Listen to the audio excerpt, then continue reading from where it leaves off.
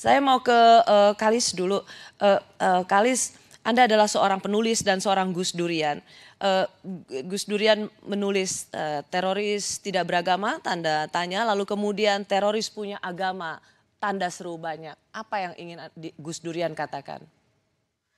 Oke, baiklah. Jadi walaupun ideologi ekstrim, ideologi yang mempromosikan kekerasan itu tidak selalu dilatar belakangi oleh agama, tetapi untuk studi kasus di Indonesia kita tahu sejak kasus bom Bali masih ada puluhan kasus bom lain yang itu jelas gitu ya membawa simbol agama, juga ada surat wasiat yang jelas-jelas mengklaim itu berdasarkan dari ajaran-ajaran agama. Itu artinya kita harus mulai mengevaluasi dan menerima dengan rela bahwa ada yang salah dengan cara bagaimana kita mengajarkan keberagamaan di bangsa Indonesia.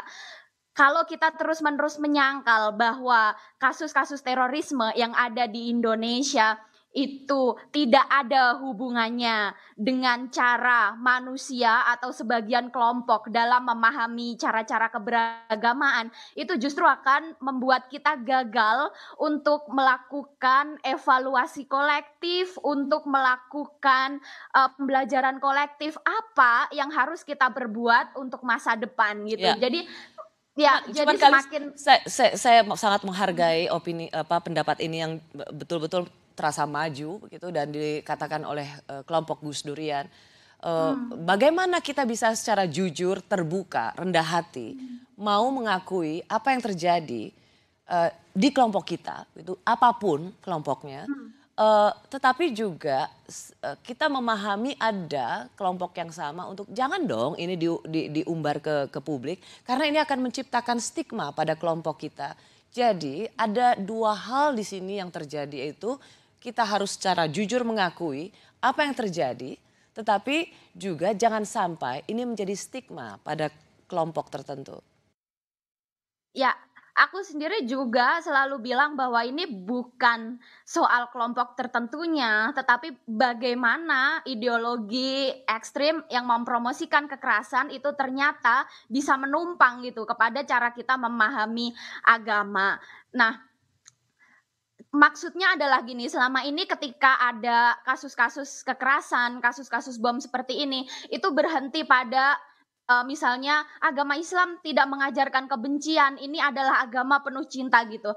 Nah, apakah itu cukup gitu maksud saya? Jadi ketika kita berbesar hati untuk melakukan evaluasi kolektif, akhirnya kita akan memikirkan akar yang lebih dalam daripada itu. Misalnya kenapa kita punya masjid misalnya ya di satu kampung, bahkan misalnya lebih dari 2 masjid.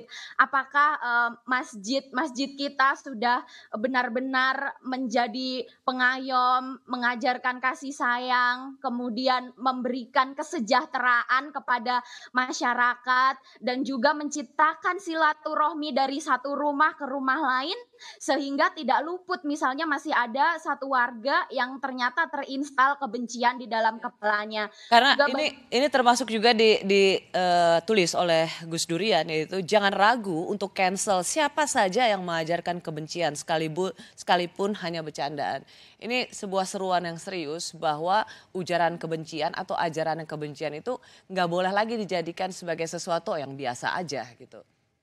betul, karena kita tahu bahwa satu kebencian ini tentang masa depan seorang anak manusia misalnya seperti Alvaro, apalagi ketika itu tidak hanya Alvaro gitu ya. Kita kalau meluas ini kita akan bicara bagaimana antar komunitas berinteraksi, kita akan bicara bagaimana antar kelompok bersaudara, dan akhirnya kita akan bicara bagaimana nasib masa depan bangsa ini gitu ketika sudah semakin tersegregasinya semakin luas gitu. Ya, terima kasih Kalis. Kita berharap sebenarnya perempuan itu bisa menjadi ujung tombak atau frontliner untuk mengajarkan nilai-nilai ini. Sesuatu yang mengejutkan kita, ternyata perempuan justru menjadi frontliner untuk serangan. Apa yang terjadi pada perempuan di usia muda? Betul, jadi sebetulnya ada banyak teori soal ini dan ini bukan sesuatu yang baru kalau di kasus global. Partisipasi perempuan dalam tindak kekerasan dan terorisme itu sudah ada sejak awal tahun 2000-an. Tetapi kalau aku mau merangkum misalnya apa yang diinternalisasi dalam kepala mereka, menurut teorinya Prof. Mia Blum dan Prof. Sabah Mahmud itu ada 5 R. Yang pertama adalah redemption. Redemption itu pertaubatan. Jadi mereka misalnya diinternalisasi bahwa kamu itu banyak dosa gitu ya. Misalnya kalau yang kasus buruh migran itu kamu kerja di negara kafir loh, kamu kerja di restoran yang ada babinya loh, kamu harus menebus dosa kamu. Dan cara menebus yang paling cepat di tingkatan yang paling tinggi itu adalah jihad kayak gitu. Jadi disadarkan terus kayak merasa bersalah terus menerus sehingga banyak ketakutan dalam dirinya dan sayangnya dia tidak mendapatkan channel yang tepat gitu ya untuk memproses itu semua dengan kritis gitu. Kemudian ada juga respect gitu ya. Ternyata kalau di dalam kelompok konservatif itu kan posisi perempuan sangat patriarkal gitu. Nah, kalau di model aksi terorisme yang lama itu ada yang namanya jihad kabir, ada yang namanya jihad sogir. Jihad besar itu untuk laki-lakinya yang dia amaliyah meledakan bom, tetapi yang perempuan itu dia bangga untuk misalnya memproduksi anak banyak dan misalnya anak laki-laki itu lebih bagus dan sebagainya gitu. Tetapi hari ini perempuan itu justru menjadi aktor utama. Karena ya ada perubahan pada kelompok-kelompok ini bahwa perempuan ternyata bisa dimanfaatkan misalnya untuk melalui checkpoints di bandara gitu. Kemudian karena dianggap lemah selama ini, padahal sesungguhnya dia yang sudah dipersenjatai. Iya, untuk mengecoh juga kan yang terjadi di Mabes Polri gitu. Ya, ini sesuatu yang sebenarnya cukup sebenarnya meskipun sudah cukup lama, tapi ini menyentakkan hati kita semua, di mana sesungguhnya perempuan harus menjadi tiang perdamaian. Tapi saat ini justru perempuan yang berada di ujung utama untuk melakukan kekerasan dan kebencian. Kalis mau say hi pada Alvaro, biar Alvaro. Alvaro ini ada Tante Kalis loh. Hai Alvaro, Tante Kalis, senang sekali bisa jumpa dengan Alvaro yang manis banget puisinya, aku tersentuh.